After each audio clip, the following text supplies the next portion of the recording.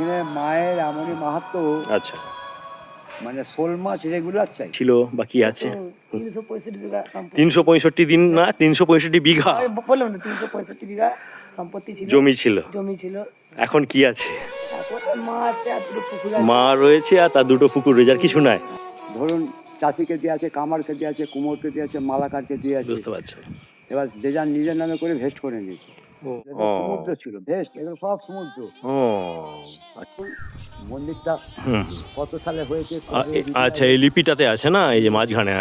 প্রায় 250-300 বছর আগে রিপেয়ারই হয়ে গেছে। 500 বছরের মধ্যে। ওই তো ওইগুলো লিখা আছে 1701। 1700 কত একটা লেখা। মায়ের মূর্তিটা কিভাবে উঠেছে আমি বলতে পারছি না। আচ্ছা, প্রথম থেকে এসে এটাই দেখছি। আমি এটাই দেখছি।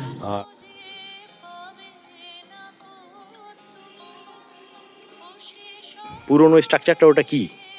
এইটা হ্যাঁ, হ্যাঁ। নহবত খান। নহবত খানা, মানে আগের সব।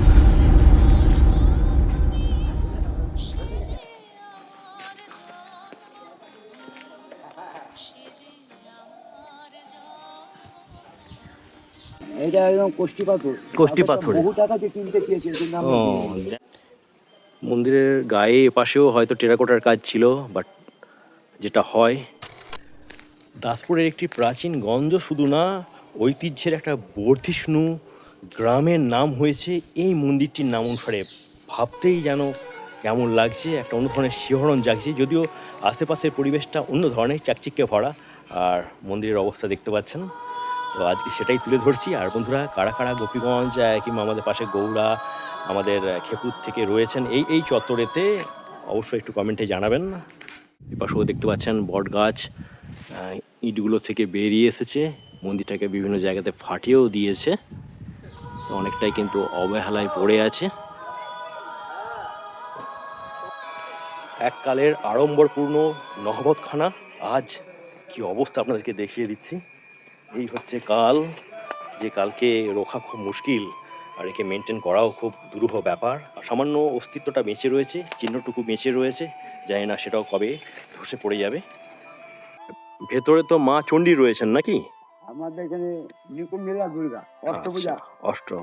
অষ্টভুজা দুর্গা রয়েছে। ইন্দ্রজিতের ঠাকুর। আচ্ছা, রাবণের ছেলে ইন্দ্রজিৎ, ইন্দ্রজিৎ ওনার ঠাকুর। তার আরাধ্যা দেবী। যখন ইন্দ্রজিৎকে মেরে দিয়েছিল, তখন রাবণ রাজের ছেলে ফেলে দিয়েছিল। সমুদ্র ছিল, ভেস্ট, এগুলো সব সমুদ্র। ও আচ্ছা, এইটা। আর আপনার ওই কোষ্ঠী পাথরে ওইগুলো কি দেখতে পাচ্ছি যে পড়ে আছে? পুকুর কাটতে কাটতে সব বেরিয়েছে, এখানে স্থানীয়। এগুলো ধরুন সেই কালা পাহাড় ছিল। আচ্ছা, উনি সব ধ্বংস করেছেন। হিন্দুদের মন্দির। আচ্ছা, তারই সব ধ্বংস। হয়তো অবদান হতে পারে, ভেঙে চুরিয়ে করে দিয়েছেন, মায়ের কাছে যেতে পারেনি। আচ্ছা, হ্যাঁ।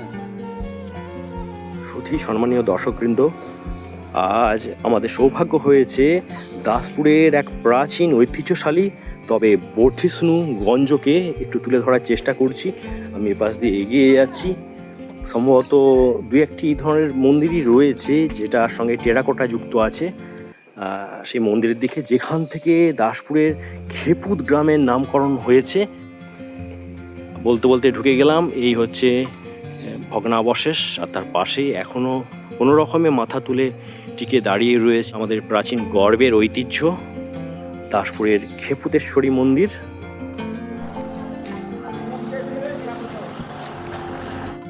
আমি উপাস দিয়ে আসলাম, তো এইটাও জানাবো কি।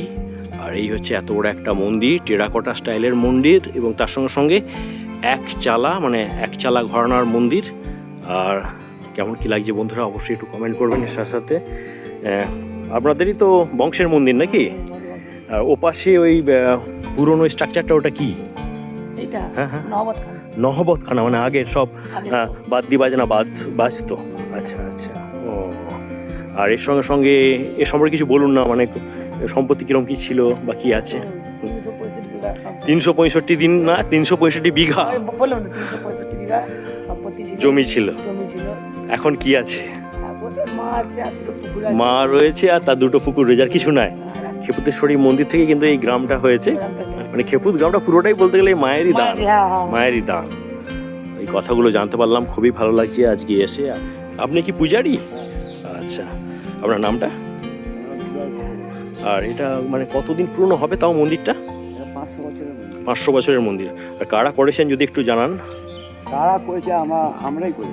মানে মানে বর্ধমান রাজা। বর্ধমানে তখন। আচ্ছা, ওখান থেকে আপনারা এসেছেন দাসপুরেতে। আচ্ছা, আমি দেখিয়ে দিই। আর এই তো পরিস্থিতি দেখছি, এর কি কোনো পরিবর্তন হবে না? হ্যাঁ, পরিবর্তন আমরা করছিলাম। আচ্ছা।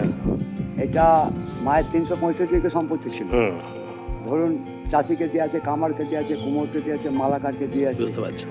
এবার যে যার নিজের নামে করে ভেস্ট করে নিয়েছে। ও সরকার কিছু ভেস্ট করে দিয়েছে। আচ্ছা। যেহেতু আমরা মেন পুরোহিত, আমাদের সরকার কম্পেনসেশনের টাকা দিয়েছে।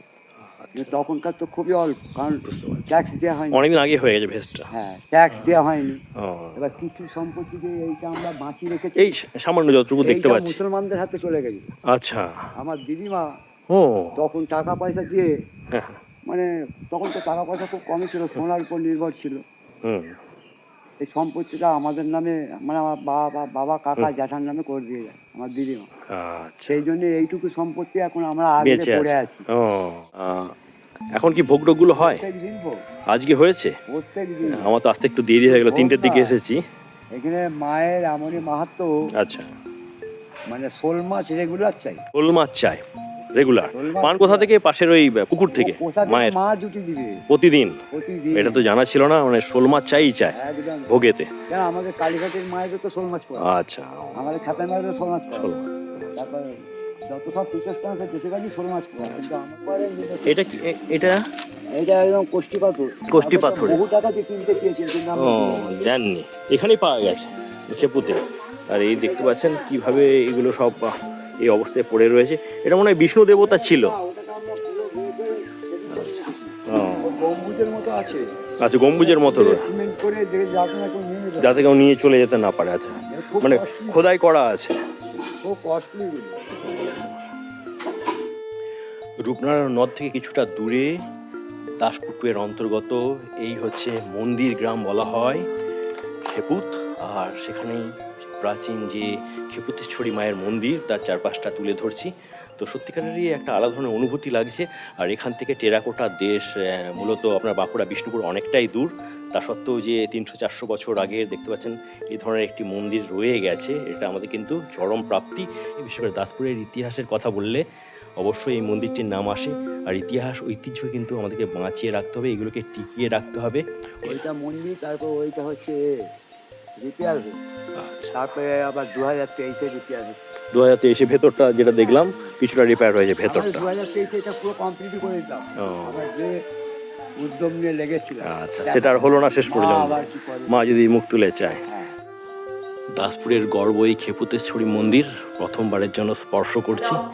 আর হ্যাঁ, এই মুহূর্তে আপনাদেরকে দেখিয়ে দিচ্ছি টেরাকোটার বিভিন্ন ধরনের কাজ, মানে পোড়ামাটির কাজগুলো কিন্তু দেওয়ালের গায়েতে দেখা যাচ্ছে। যদিও সংস্কারের কাজটা চলছে, তবু যতটা আছে আপনাদের সামনে তুলে ধরছি। বর্ধমান রাজাদের পৃষ্ঠপোষকতায় দাসপুর 2-এর এই খেপুত গ্রামে যে মা, যেখান থেকে গ্রামের নাম হয়েছে, সে মায়ের দিকে এগিয়ে যাচ্ছি, মাকে দেখাবো। প্রাচীন মূর্তি। এসেছি, শুনেছি। আর কি শুনেছেন? শুনেছি বলতে ওই যে বর্ধমান রাজা এটা করে দিয়ে মানে মন্দির টন্দির সমস্ত কিছু করে দিয়ে গেছিল। আচ্ছা। এবার মায়ের মূর্তিটা কিভাবে উঠেছে আমি বলতে পারছি না। আচ্ছা, প্রথম থেকে এসে এটাই আমি দেখছি। এটাই দেখছি। আর মা বলতে তো দুর্গারই রূপ নাকি? চণ্ডী। চণ্ডী, হ্যাঁ। চণ্ডীর রূপ।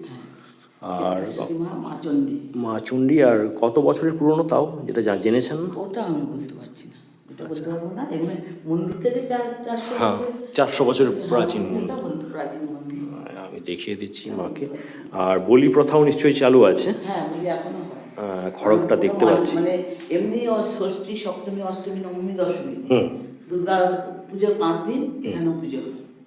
এখানেও পুজো হয় বা এখানেও বলি হয়। মন্দির তো দেখালাম, আমি পূর্ব দিকে নেমে যাচ্ছি। আচ্ছা, এইটি সেই মায়ের পুকুর। আর একটি পুকুর ও পাশে রয়েছে। আচ্ছা আচ্ছা। দাসপুরের গর্ব শুধু না, দাসপুরের ঐতিহ্যের এই মন্দির দেখতে হলে আপনারা আসবেন কিভাবে একটু বলে দিই।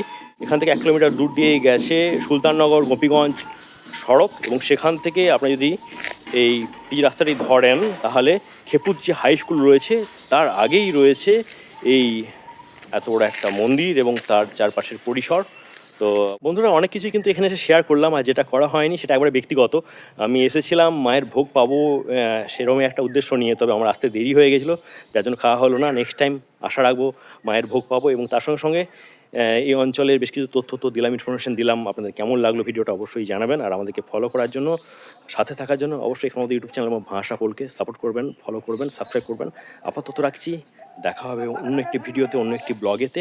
সকালে ভালো থাকার সঙ্গে সঙ্গে আমাদের ইতিহাস ঐতিহ্যের প্রতি আমাদের কিন্তু একটু দৃষ্টি আকর্ষণ করতে হবে। এই বলেই শেষ করছি। টাটা বন্ধুরা।